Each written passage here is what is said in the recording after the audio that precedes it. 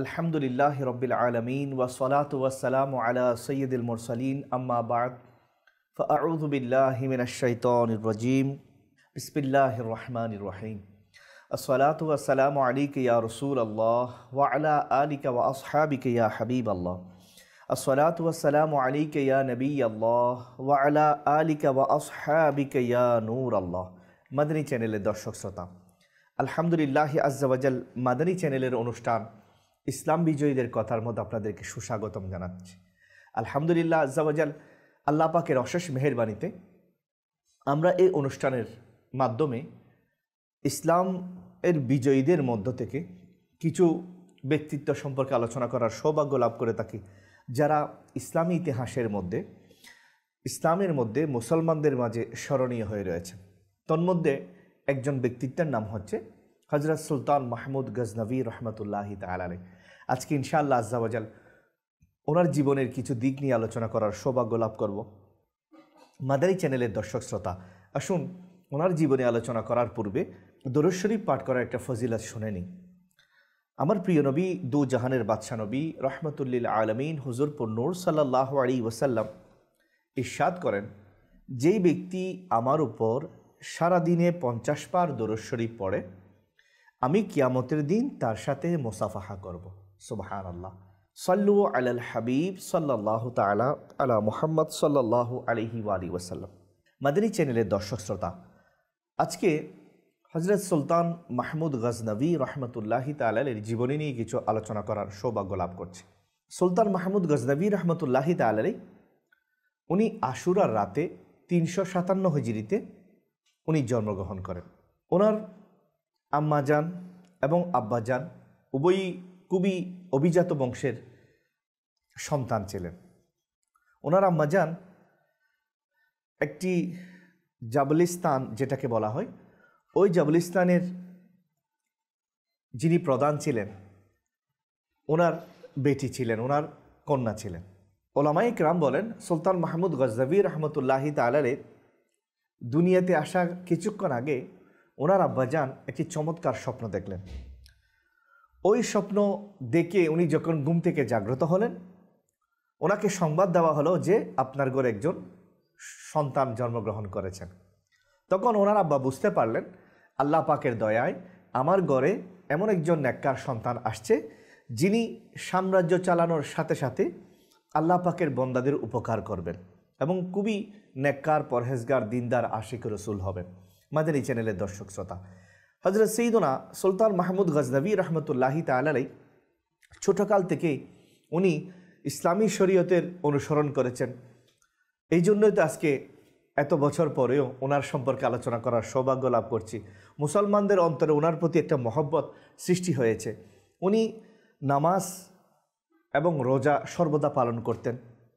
5 ওয়াক্ত নামাজ ধারাবাহিকভাবে উনি আদায় করতেন। কোরআন শরীফ সর্বদা তিলাওয়াত করতেন। কোরআন শরীফ এটা প্রতিদিন উনি তিলাওয়াত করতেন আর সর্বদা যাকাত আদায় করতেন। উনি মুত্তাকি এবং পরহেজগার লোকদেরকে বড়ই মহব্বত করতেন। রিওয়ায়াতের মধ্যে রয়েছে, সুলতান মাহমুদ গজনভী রহমতুল্লাহি তাআলা আলাইহির চেহারা মধ্যে প্রাকৃতিকভাবে কিছু ছোট ছোট দানা ছিল। উনি সর্বদা যখনই আয়না দেখতেন তখন এটা অনেক সময় বলে উঠতেন যে পৃথিবীর বিভিন্ন রাজা বাদশাদের চেহারা দেখলে মানুষ প্রভাবিত হয়, তো আমার চেহারাটা এরকম। একবার উনি ওনার ওয়াজির আয়াস রহমতুল্লাহি তাআলা আলাইহি ওনার সামনে বললেন, হে আয়াস, প্রত্যেক রাজা বাদশাদের চেহারা চমৎকার, কিন্তু আমার চেহারা এরকম। এটা নিয়ে আমার কোনো দুঃখ নাই, তবে রাজা বাদশাদের চেহারা সেটা খুবই আকর্ষণীয় হয়। তখন ওনার ওয়াজির আয়াস রহমতুল্লাহ আলাইহি বলেন, বাদশাহ সাহেব, আল্লাহ পাক আপনাকে যে চরিত্র দিয়েছেন, এই চরিত্র নিয়ে যদি আপনি মৃত্যুর আগ পর্যন্ত থাকতে পারেন, তাহলে আপনার সুরতের চেয়ে, আপনার আকৃতির চেয়েও আপনার চরিত্রের কারণে লোকেরা আপনাকে কিয়ামত পর্যন্ত মহব্বত করবে। লোকদের অন্তরে আপনি অবস্থান করবেন, যেটা সুন্দর আকৃতির লোকেরা পর্যন্ত ওই স্থান দখল করতে পারবে না। এরকম অবস্থান আল্লাহ পাক আপনি দান করবেন। মাদানী চ্যানেলের দর্শক শ্রোতা, আমাদেরও যাদের আকৃতি এরকম সুন্দর না, অনেকেই হয়তো আয়না দেখলে অনেক সময় খারাপ লাগে, তো তাদেরও এই ঘটনা থেকে শিক্ষা নেওয়া দরকার। আমাদের আকৃতি সুন্দরের চেয়ে চরিত্র সুন্দর হওয়া এটা অনেক বড় বৈশিষ্ট্য, যেটা আমরা এই অনুষ্ঠানের মাধ্যমে সুলতান মাহমুদ গজনভী রহমতুল্লাহি তাআলা এই আলোচনার মাধ্যমে জানতে পারলাম। সল্লু আলাল হাবিব সাল্লাল্লাহু তাআলা আলা মুহাম্মদ সাল্লাল্লাহু আলাইহি ওয়াসাল্লাম। মাদানী চ্যানেলের দর্শক শ্রোতা, সুলতান মাহমুদ গজনভী রহমতুল্লাহি তাআলা যখন বাদশাহ হয়েছেন, উনি অনেক মাদ্রাসা প্রতিষ্ঠা করেছেন, অনেক মসজিদ প্রতিষ্ঠা করেছেন, অনেক খানকা প্রতিষ্ঠা করেছেন, মুসাফিরখানা প্রতিষ্ঠা করেছেন। উনি এত বেশি বিভিন্ন বড় বড় লাইব্রেরি বানিয়েছেন, বড় বড় মসজিদের পাশে দারুল উলুম বানিয়েছেন, বিভিন্ন মাদ্রাসা বানিয়েছেন, এবং ওই দারুল উলুমের মধ্যে এত বড় বড় লাইব্রেরি বানিয়েছেন যে লাইব্রেরিগুলোর মধ্যে পৃথিবীর যে কোনো প্রান্তের বই বিদ্যমান থাকত। সুলতান মাহমুদ গজনভী রহমতুল্লাহ আলাই যে মাদ্রাসা বানিয়েছেন, ওই মাদ্রাসা থেকে অনেক দেশ বরণ্য আল্লাহর মকবুল বন্দা বড় বড় আলিমে দ্বীন উঠেছেন, বড় আলিমে দ্বীন ওখান থেকে বের হয়েছেন। তোর মধ্যে একজনের নাম হচ্ছে দাতা আলী হাজবেরি রহমতুল্লাহি তাআলা, যাকে আমরা জানি দাতা আলী হাজবেরি, উনি একজন অনেক বড় আল্লাহর ওলি। সুলতান মাহমুদ গজনভী রহমতুল্লাহ আলাই যেই মাদ্রাসা প্রতিষ্ঠা করেছেন, ওই মাদ্রাসাগুলোর মধ্যে একটি মাদ্রাসার ছাত্র হচ্ছেন দাতা আলী হাজবেরি রহমতুল্লাহ আলাই।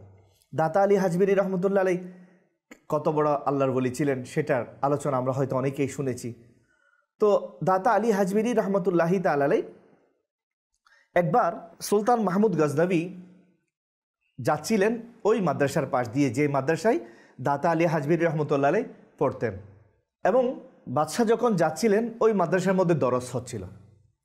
সকল ছাত্ররা যখন বাদশাহ এসেছে, বাদশাকে দেখার জন্য দৌড় দিল, কিন্তু সৈয়দনা দাতা আলী হাজবেরি রহমতুল্লাহ আলাই উনি অধ্যয়নের মধ্যে এত বেশি মগ্ন ছিলেন যে উনি সেই বাদশার আগমনের খবর পর্যন্ত পেলেন না। ওস্তাদ সাহেব ওনাকে বললেন দাতা আলী হাজবেরি রহমতুল্লাহ আলাইকে, দেখো আলী কে এসেছে। তখন সুলতান মাহমুদ গজনভী রহমতুল্লাহ আলাই দেখলেন যে এই একদিকে বাদশাহ আর একদিকে ওই কম বয়সের সেই ছোট্ট বালক আমার দাতা আলী হাজবেরি রহমতুল্লাহ আলাই। যখন সুলতান মাহমুদ গজনভী রহমতুল্লাহ আলাই ওই ছোট ছেলেকে, আমার দাতা আলী হাজবেরি যখন ছোট ছিলেন, ওনাকে দেখলেন, চেহারার দিকে যখন তাকালেন, তখন বুঝতে পারলেন এটা কোনো নর্মাল সন্তান না, এটা কোনো স্বাভাবিক ছেলে না, এটা তো বড় হয়ে আল্লাহ তাআলার রহমতের এবং বরকতের উজ্জ্বল প্রদীপ হবে। তখন আলী হাজবেরি রহমতুল্লাহি তাআলা আলাই এর প্রতি প্রভাবিত হয়ে সুলতান মাহমুদ গজনভী উনি এটা বললেন যে ইনি এইরকম ছেলেরাই হচ্ছে আমার মাদ্রাসার সৌন্দর্য, অর্থাৎ এই ছেলেদের উসিলায় আল্লাহ পাক আমাকে, এই মাদ্রাসাকে সব কিছুকে কবুল করবে। মাদানী চ্যানেলের দর্শক শ্রোতা, যার মাদ্রাসার স্টুডেন্ট হচ্ছে, যে মাদ্রাসা সুলতান মাহমুদ গজনভী রহমতুল্লাহি তাআলা আলাই প্রতিষ্ঠা করেছেন, ওই মাদ্রাসাগুলোর মধ্যে অনেক আল্লাহর ওলি, অনেক নেককার, অনেক মুফতি, অনেক মুহাদ্দিস, অনেক শেখুল হাদিস বের হয়েছে, অনেক আল্লাহর মকবুল হাস্তি বের হয়েছে। তোর মধ্যে একজন হাস্তির নাম হচ্ছে দাতা আলী হাজবেরি। দাতা আলী হাজবেরি রহমতুল্লাহ আলাই উনি এমন আল্লাহর ওলি যার ব্যাপারে আমার গৌস পাক আব্দুল কাদের জিলানী রহমতুল্লাহি তাআলা আলাই চমৎকার বলেছেন যে আমি যদি দাতা আলী হাজবেরিকে পেতাম তাহলে ওনার হাতে বায়াত গ্রহণ করতাম। আমার গৌস পাক শাহিন সাহেব বগদাদ রহমতুল্লাহি তাআলা আলাই যার সোহবতে থাকার জন্য, যার সোহবতে থেকে ফয়েজ হাসিল করার জন্য চাই, উনি কত উচ্চ মাপের আল্লাহর ওলি হবেন। তো দাতা আলী হাজবেরি রহমতুল্লাহ আলাইকে দেখে সুলতান মাহমুদ গজনভী বড়ই খুশি হলেন এবং সর্বদা ওনার প্রতি বিশেষভাবে সুনজর রাখতেন। মাদানী চ্যানেলের দর্শক শ্রোতা, সুলতান মাহমুদ গজনভী রহমতুল্লাহ আলাই আমরা জানি ওনার অনেকগুলো সাম্রাজ্য ছিল, ওনার অনেক ওজির ছিল, অনেক মন্ত্রী ছিল। তো তোর মধ্যে একজন মন্ত্রীর নাম হচ্ছে আয়াস রহমতুল্লাহি তাআলা, উনি আশিক রসুল ছিলেন। আয়াস আমরা জানি ওনার চমৎকার কিছু ঘটনা কিতাবের মধ্যে এসেছে। আয়াস তিনি ওনার সৎ চরিত্র, নেককার পরহেজগারিতার মাধ্যমে সুলতান মাহমুদ গজনভী রহমতুল্লাহ আলাইহির একদম ওজিরের হওয়ার সৌভাগ্য লাভ করে। তো উনি যখন ওজির হয়েছেন, বিশেষ কাছাকাছি থেকে এত নৈকট্য অর্জন করেছেন, অন্যান্য মন্ত্রীরা, অন্যান্য যারা সভাসদবর্গ ছিল, তারা সবাই আয়াসকে হিংসা করতে লাগলো এবং বিভিন্নভাবে সুলতান মাহমুদ গজনভী রহমতুল্লাহ আলাইহির কাছ থেকে দূরে সরানোর জন্য, ওনার সামনে ছোট করার জন্য চেষ্টা করত। কিন্তু আয়াস স্বাভাবিকভাবে এভাবে চলতেন। আয়াস রহমতুল্লাহ আলাইহি একটা অভ্যাস ছিল, উনি ওনার একটা বিশেষ সময়ে একটা রুমের মধ্যে ঢুকে, ওনার বিশেষ যে রুম ছিল, কক্ষ ছিল, ওই কক্ষের মধ্যে উনি প্রবেশ করতেন, কিছুক্ষণ পর ওখান থেকে বের হতেন। তো ওনার যারা হিংসুক ছিল তারা বলল, বাদশাহ সাহেব, আপনার ওজির আয়াস রুমের মধ্যে গিয়ে হয়তো ধন সম্পদ একত্রিত করছে, আপনার সেই ধন সম্পদগুলো সে এক জায়গায় জমা করছে। তখন এই অভিযোগ যখন আনা হলো আয়াস রহমতুল্লাহি তাআলার বিরুদ্ধে, তখন সুলতান মাহমুদ গজনভী রহমতুল্লাহ আলাইহি আয়াসকে তো বড় মহব্বত করতেন, কিন্তু যেহেতু অভিযোগ এসেছে এটা প্রমাণ করতে হবে, তখন সুলতান মাহমুদ গজনভী রহমতুল্লাহ আলাইহি সবাইকে নিয়ে গিয়ে বললেন, এই রুমের দরজা এটা তালা ভাঙা হোক, ভেঙে ফেলা হলো, এবং বলল, যা কিছু পাও তোমরা করে নিতে পারবা, তোমরা তোমাদের এগুলোর মালিক তোমরা। তখন ওই হিংসুকদের মধ্যে কয়েকজন লোক প্রবেশ করলো, প্রবেশ করে দেখলো রুমের মধ্যে কিছু নেই, একটা পাত্রের মধ্যে একটা পুরাতন কাপড় এবং একটা পুরাতন স্যান্ডেল এক জোড়া। এগুলো দেখে তারা তো হতবাক। তখন সুলতান মাহমুদ গজনভী রহমতুল্লাহ আলাইহি জিজ্ঞেস করলেন, আয়াস এগুলো কি? তখন আয়াস রহমতুল্লাহ আলাইহি বললেন, আসলে বাদশাহ সাহেব, আমি যখন আপনার এই রাজদরবারে এসেছিলাম তখন আমি গরিব ছিলাম, অসহায় ছিলাম। আমি এই কাপড় পরিধান করে এবং এই জুতা পরিধান করে আপনার দরবারে এসেছি। আজকে আল্লাহ পাক আমাকে বড় করতে করতে, আপনার নৈকট্য দিতে দিতে আমাকে ওজির বানিয়েছেন। প্রতিদিন রাতে একটা বিশেষ সময়ে আমি এই কাপড় এবং এই স্যান্ডেল, এই জুতাগুলো দেখে আল্লাহর দরবারে শুকরিয়া আদায় করি, আল্লাহ, আমি এই কাপড় পরিহিত এবং এই স্যান্ডেল পরিহিত ব্যক্তিকে আজকে তুমি ওজির বানিয়েছো, তোমার শুকরিয়া আদায় করছি। আমি আমার অতীতকে স্মরণ করে আল্লাহর দরবারে শুকরিয়া আদায় করি, এবং যেন আমার মধ্যে অহংকার না আসে, সেজন্য আমি কোথায় ছিলাম, আল্লাহ কি বানিয়েছেন সেটা খেয়াল করে নিজের অহংকারকে দমিয়ে রাখার চেষ্টা করি। তখন সুলতান মাহমুদ গজনভী রহমতুল্লাহ বললেন, হে সভাসদ বর্গরা, তোমরা দেখো আমি কেন আমার আয়াসকে মহব্বত করি। দেখো আয়াস নিজে এত বড় মন্ত্রী হয়েও, ওজির হয়েও নিজের অতীতকে ভুলে নাই, সর্বদা নিজের অতীতকে স্মরণ রেখে আল্লাহ তাআলার শুকরিয়া আদায় করছে। মাদানী চ্যানেলের দর্শক শ্রোতা, এইটাও আমাদের খেয়াল করা দরকার। সুলতান মাহমুদ গজনভী যেভাবে আল্লাহর ওলি ছিলেন, ওনার উজিরও এরকম আল্লাহওয়ালা ছিলেন। ওনারা আমাদেরকে শিক্ষা দিচ্ছেন যেন আমরা সর্বদা এই জিনিসগুলো খেয়াল করি। রিওয়ায়েতের মধ্যে রয়েছে যে সুলতান মাহমুদ গজনভী রহমতুল্লাহি তাআলা আলাইহি সর্বদা পরীক্ষা করতেন উজিরদেরকে, মন্ত্রীদেরকে। একবার উনি কিছু হীরা টুকরা দিলেন সবাইকে, মন্ত্রীদেরকে।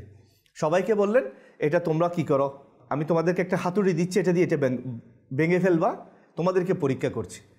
তখন সভাসদ সবাই বলল, এই মূল্যবান হীরাটা আমরা যদি ভেঙে ফেলি এটা নষ্ট হয়ে যাবে। আর বাদশাহ বলেছেন, যেহেতু আমাদেরকে আজকে বিবেকের বুদ্ধিমত্তার পরীক্ষা নিচ্ছেন, তাহলে আজকে দেখি। তো আয়াস কি করলেন, আয়াসকেও দেওয়া হলো। আয়াস ওই হীরার টুকরাটা হাতুড়ি দিয়ে ভেঙে ফেললেন। তখন সবাইকে জিজ্ঞেস করলো, তোমরা কেন ভাঙো নাই?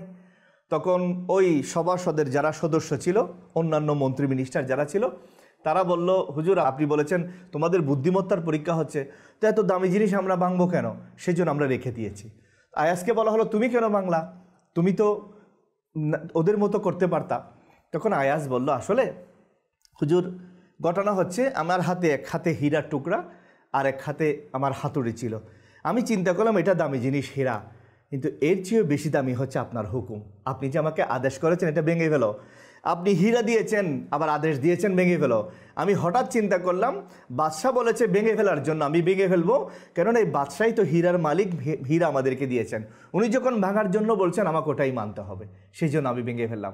বাদশাহ খুব খুশি হলেন এবং জড়িয়ে ধরে বলেন, আয়াস আমি তোমাকে এই জন্যই বেশি মহব্বত করি, তুমি আমার মনোবাসনা এবং আমি আমাকে বেশি মহব্বত করার আরেকটা ঘটনা এটা রয়েছে। যে একবার সুলতান মাহমুদ গজনভী রহমতুল্লাহ হেঁটে যাচ্ছেন, কিছু মূল্যবান টাকা পয়সা এবং হীরা যেগুলো মণিমুক্তা ছিল এগুলো ফেলে দিলেন, সবাই কুড়িয়ে নিচ্ছে। তো আয়াস পিছনে পিছনে যাচ্ছে। তো সুলতান মাহমুদ গজনভী রহমতুল্লাহ বলেন, আয়াস তুমি টাকা পয়সা কুড়িয়ে নিচ্ছ না কেন, সবাই তো টাকা পয়সা কুড়িয়ে নিচ্ছে। তখন আয়াস বলল, জাহাপনা, যাদের টাকার প্রয়োজন তারা টাকা নিচ্ছে, আমার টাকার চেয়েও টাকার মালিকের প্রয়োজন।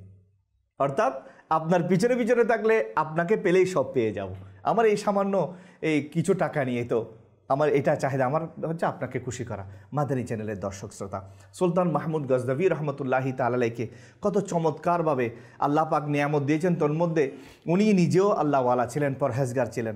ওনার পাশে যিনি ছিলেন ওয়াজির ছিলেন আয়াস রহমতুল্লাহ আলাই, আয়াস রহমতুল্লাহি তাআলা আলাই, উনিও এরকম ছিলেন। একবার সুলতান মাহমুদ গজনভী রহমতুল্লাহের কাছে শশা আনা হলো, তো সুলতান মাহমুদ গজনভী রহমতুল্লাহ শশাটা কিনে নিলেন।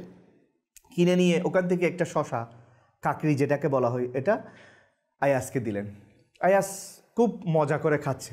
সুলতান মাহমুদ গজনভী কিছুক্ষণ পর একটা শশা বা কাকড়ি নিয়ে উনি মুখের মধ্যে দিলেন। তখন দেখতে পেলেন এগুলো খুবই তিক্ত। সুলতান মাহমুদ গজনভী রহমতুল্লাহ বলছে, আয়াস তুমি এগুলো তিক্ত জিনিসগুলা, শশাগুলো তুমি কিভাবে খাচ্ছ? তখন আয়াস বলল যে, বাদশাহ, আসলে এই কাকড়িটা, এই শশাটা যখন আমি মুখে দিয়েছি আমার তিক্ত অনুভব হয়েছে। আমার ইচ্ছে করেছিল ফেলে দেওয়ার জন্য, কিন্তু হঠাৎ আমার মহব্বত বলে উঠল, হে আয়াস, তুমি এমন হাত থেকে আজকে তিক্ত শশা পেয়েছো যে হাত থেকে প্রতিদিন মিষ্টি মিষ্টি খাবার পাও। তুমি আজকে একটু তিক্ত পেয়েছো বলে কেন সেটা ফেলে দিবা? হে আমার জাহাপনা বাদশাহ সাহেব, আমি আপনার প্রতিদিনের সেই নিয়ামতগুলো স্মরণ করে আজকের তিক্ত শশাটা আমি খেয়ে নিচ্ছি। তখন সুলতান মাহমুদ গজনভী রহমতুল্লাহি তাআলা আলাইহি খুব খুশি হলেন এবং আয়াসকে দোয়া দ্বারা ধন্য করলেন। মাদানী চ্যানেলের দর্শক শ্রোতা, এখান থেকে আমাদেরও শিক্ষা নেওয়া দরকার। আল্লাহ পাক আমাদেরকে কতই না নিয়ামত দিয়েছেন। একদিন যদি মুসিবত চলে আসে, একদিন যদি সমস্যা চলে আসে, আমরা এতগুলো নিয়ামতকে ভুলে যাই। আয়াস রহমতুল্লাহি তাআলা আলাইহি সুলতান মাহমুদ গজনভী রহমতুল্লাহ আলাইহির সামনে এই ঘটনা দ্বারা আমাদেরও শিক্ষা নেওয়া দরকার যে আমরা আল্লাহ পাকের অসংখ্য নিয়ামতকে ভুলে যাই একটা মুসিবতের কারণে। এটা কেন হলো, এটা কেন হলো, এটা কি জন্য হলো? কিন্তু আল্লাহ পাককে এর আগে আপনাকে অসংখ্য নিয়ামত দিয়েছেন, পরবর্তীতে দিবেন, এটা আমরা ভুলে যাই। মাদানী চ্যানেলের দর্শক শ্রোতা, সুলতান মাহমুদ গজনভী রহমতুল্লাহ আলাইহি বড় উচ্চ পর্যায়ের আশিক রসুল ছিলেন। আয়াজের একটা ছেলের নাম ছিল মোহাম্মদ। সুলতান মাহমুদ গজনভী রহমতুল্লাহ আলাইহি ওই ছেলেকে সর্বদা বলতেন, হে মোহাম্মদ এদিকে আসো। একদিন বলল, হে আয়াজের ছেলে এদিকে আসো। ছেলে গিয়ে বাবাকে বলল, আব্বাজান আজকে মোহাম্মদ নাম নিয়ে আমাকে ডাকেন, আমাকে বললো আয়াজের ছেলে এদিকে আসো, আপনি একটু গিয়ে জিজ্ঞেস করেন, বাদশাহ মনে হয় অসন্তুষ্ট হয়েছেন। আয়াজ রহমতুল্লাহ আসলেন, এসে বললেন, বাদশাহ সাহেব আমার ছেলের কি কোনো ভুল হয়েছে? প্রতিদিন আপনি বলেন মোহাম্মদ এদিকে আসো, আজকে আপনি ওনার নাম না নিয়ে আয়াজের ছেলে এদিকে আসো, কোনো ভুল হলে মাফ করবেন। তখন সুলতান মাহমুদ গজনভী রহমতুল্লাহ বললেন, আসলে আমার একটা অভ্যাস হচ্ছে, আমি ওযু ছাড়া মোহাম্মদ নামটা নিই না, ওযু ছাড়া নিই না। আজকে আমার ওযু ছিল না, সেজন্য আমি চিন্তা করলাম আমার প্রিয় নবী সাল্লাল্লাহু আলাইহি ওয়াসাল্লামের নামের সাথে সামঞ্জস্য এই মোহাম্মদ নাম। এই মোহাম্মদ নামটা আমি কীভাবে ওযু ছাড়া নিব, এটা তো আমার অভ্যাসের মধ্যে নেই। সেই জন্য আমি বললাম আয়াজের ছেলে দিকে আসো, কেননা আমার উযু না থাকা অবস্থা আমি মোহাম্মদ নামটা মুখে নেওয়া, আমি এটা আদবের খেলাফ মনে করি। মাদানী চ্যানেলের দর্শক শ্রোতা, কেমন মহব্বত থাকলে আমার প্রিয় নবী সাল্লাল্লাহু আলাইহি ওয়াসাল্লামের প্রতি এরকম আদর্শ পৃথিবীর মাঝে ওনারা রেখে যান। শুধু তাই নয়, বলা হচ্ছে সুলতান মাহমুদ গজনভী রহমতুল্লাহ আলাইহি যখন মদিনা শরীফ গিয়েছেন, তখন লোকদেরকে উনি পুরাতন কাপড় পরিধান করে লোকদেরকে পানি পান করাচ্ছিলেন। এক ব্যক্তি দেখে বলছে, হে বাদশাহ, আপনি তো গজনীর বাদশাহ সুলতান মাহমুদ গজনভী না? আপনি বাদশাহ এগুলো কি করছেন? একে কি অবস্থা বানিয়েছেন? মানুষকে পানি পান করাচ্ছেন, আপনি বললে তো কত খাদেম দৌড়াদৌড়ি করবে। তখন সুলতান মাহমুদ গজনভী রহমতুল্লাহ আলাইহি বললেন, আমি বাদশাহ হতে পারি গজনীর, কিন্তু এই মদিনা শরীফের মধ্যে সকল বাদশারা ফকির বেশে ঘোরাঘুরি করে, আমি এখানে ফকির হয়ে এসেছি। প্রিয় নবী সাল্লাল্লাহু আলাইহি ওয়াসাল্লামের দরবারে পৃথিবীর আনাচে কানাচের বাদশারা সবাই ফকির সেজে আসে। মাদানী চ্যানেলের দর্শক শ্রোতা, কেমন উচ্চ আশিকে রসুল হলে, কেমন বড় আশিকে রসুল হলে এরকম আমার প্রিয় নবী সাল্লাল্লাহু আলাইহি ওয়াসাল্লামের দরবারের মধ্যে গিয়ে ফকির সাজতে পারেন। মাদানী চ্যানেলের দর্শক শ্রোতা, আমরা এরকম মহান বুজুর্গের আলোচনা আজকে শুনেছি, আমরাও নিয়ত করি যে ইনশাআল্লাহ আমরাও মদিনা শরীফে যখন হাজির হব, নিজেকে বিনয়ী বানিয়ে, ছোট বানিয়ে, ইয়া রাসূলুল্লাহ সাল্লাল্লাহু আলাইহি ওয়াসাল্লাম, আপনার উম্মতের মধ্যে আমার চেয়ে নিকৃষ্ট আর কেউ নেই, ইয়া রাসূলুল্লাহ একটু দয়া করে কবুল করুন। আপনার উম্মতের মধ্যে সবচেয়ে উৎকৃষ্ট ব্যক্তিত্ব আবু বকর সিদ্দিক রাদিয়াল্লাহু তাআলা উসিলে আমাকে একটু কবুল করুন। হাসাইনি কারিনী ইমাম হাসান এবং হুসাইন রাদিয়াল্লাহু তাআলা আনহুমার উসিলে আমাকে একটু দয়া করে কবুল করেন ইনশাআল্লাহ। তখন দেখবেন আপনি মদিনা শরীফে হাজিরি দেওয়া এটাও কবুল হবে, আল্লাহ পাকের দরবার থেকে আপনি নিয়ামত লাভ করবেন। আল্লাহ তাআলা আমরা যার আলোচনা শুনলাম সুলতান মাহমুদ গজনভী রহমতুল্লাহ, ওনার উসিলায় আমাদের সকল গুনাহকে মাফ করুক, আমাদেরকে এরকম সত্যিকার আশিক রাসূল হওয়ার তৌফিক দান করুক। আগামী অনুষ্ঠানে ইনশাআল্লাহ আজ্জা ওয়া জাল আর অন্য কোনো একজন ব্যক্তিত্বের জীবন নিয়ে আলোচনা করার সৌভাগ্য লাভ করব। মাদানী চ্যানেল দেখতে থাকুন।